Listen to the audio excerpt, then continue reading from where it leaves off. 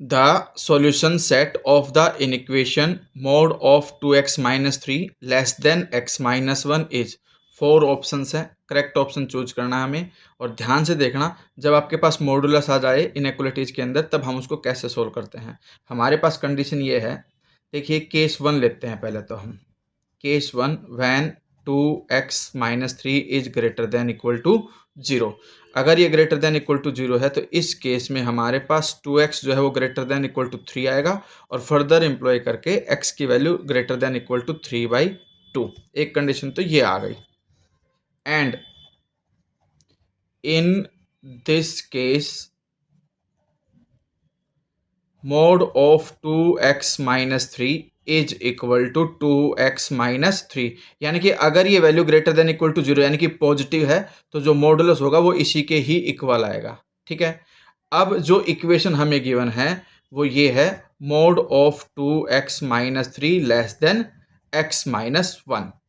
अब इसकी जगह पे वैल्यू रखेंगे हम 2x-3 का जो मॉडुलस है वो किसके इक्वल है, 2x-3 के। तो 2x-3 लेस देन x-1। फिर फर्दर एम्प्लॉय करोगे 2x माइनस एक्स, ये लेफ्ट में आके माइनस हो जाएगा, -3 उधर राइट में जाकर के प्लस हो जाएगा, which implies x is equal to ना x इज लेस देन 3-1 2। तो x जो था पहले केस में तो क्या आया, ग्रेटर देन इक्वल टू 3/2, और इस केस में आ गया लेस देन 2। तो फ्रॉम 1 एंड 2 हमारे पास कंडीशन क्या आ गई कि जो x है वो आपका 3/2 से ग्रेटर और इक्वल है और लेस देन 2 है। That is x belongs to 3/2, 2। ये कंडीशन आ गई। अब हम केस 2 लेकर के चलेंगे। केस 2, जब आपके पास 2x-1 थे ग्रेटर देन इक्वल टू 0 ले चुके हैं, अब लेस देन 0 लेंगे। इसका मतलब 2x less than 3, further employ करके x आ गया लेस देन 3/2। ये इक्वेशन 3 आ गई।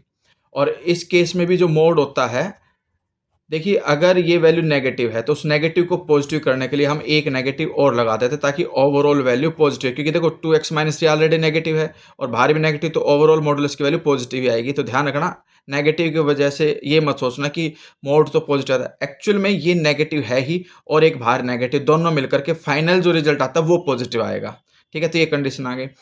अब जो क्वेश्चन है उसके according mode of 2x-3 less than x-1 given है। यहाँ पर हम मोड की वैल्यू रख देते हैं माइनस में, -2x और +3 लेस देन x-1।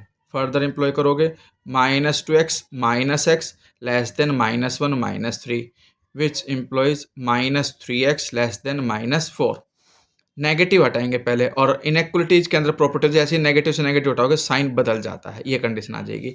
और इस तरह से आपके पास जो x है वो ग्रेटर देन 4/3 आ जाएगा। ठीक है, और ये इक्वेशन नंबर 4 बन जाएगी। अब 3 में तो लेस देन इक्वल टू 3/2 है और 4 में ग्रेटर देन इक्वल टू 4/3 है। तो from 3 and 4 x is greater then 4/3 less than 3/2, that is x belongs to 4/3, 3/2। देखिए दोनों तरफ कोई भी इक्वल का साइन है इसलिए ओपन ब्रैकेट ही आएगी। तो ये कंडीशन आ गई। पहले में जो इंटरवल आया था वो ये था 3/2 से 2, और इसमें ये आ गया। तो ओवरऑल फाइनल जो x जो है वो किससे बिलोंग करेगा, पहला इंटरवल था 3/2, 2, इसमें ये क्लोज ब्रैकेट थी और ये ओपन ब्रैकेट, यहाँ पर इसका यूनियन और लिख दो, union x belongs to this, यानी कि 4/3, 3/2। तो हमारे पास ये कंडीशन है। ठीक है, अगर आपको ये बताना है कि 4 ऑप्शन में से करेक्ट कौन सा है, तो इसमें हमारे पास जो आंसर आएगा वो बी आएगा। बी इसलिए आएगा, एक मिनट, बी तो नहीं आ सकता क्योंकि कंडीशन यहाँ पे 3/2 की है। तो दोनों का जो कंबाइंड आएगा, यूनियन जो बनेगी इनकी, देखते हैं इनकी यूनियन क्या बनेगी, उसे बनाते हैं हम पहले, क्योंकि इनकी जो यूनियन बनेगी कंबाइंड करके वो हमारे पास ये बनेगी 3/2 और 4/3, दोनों को कंबाइंड करके देखते हैं। तो इसमें ये 1.5 होता है। देखिए 3/2 की तो वैल्यू 1.5 होती है और 4/3 की वैल्यू हम देखते हैं 1.3 के अप्रोक्स आएगी, यानी कि ये वैल्यू छोटी है, तो इसलिए 4/3 आएगा ओपन ब्रैकेट, क्योंकि ओपन ब्रैकेट में है। फिर कॉमा 2 और 3/2, इन दोनों में 2 ग्रेटर है, तो इसलिए 2। तो इनका जो यूनियन बन करके सोल्व होकर के आएगा वो ये आएगा, इसलिए ये आंसर है, बी ऑप्शन जो है वो करेक्ट आंसर है। ठीक है।